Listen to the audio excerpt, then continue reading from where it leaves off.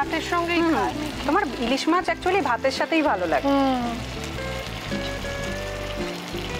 এইবারে আরেকটু জল লাগবে। হ্যাঁ, সর্ষে বাটা দিলে তো। তুমি বাজার করেছো কখনো? বাজার করেছি কখনো না, বাজারটা আমিই করি। কোথায় বাজার করো? আমাদের, হ্যাঁ, আমি বেলঘড়িয়া, মানে আমি খুব খাদ্য রসিক, সত্যি বড়। হ্যাঁ, মানে ধরো শনি রোববার হলেই আমার মনটা চুপচুপ করে।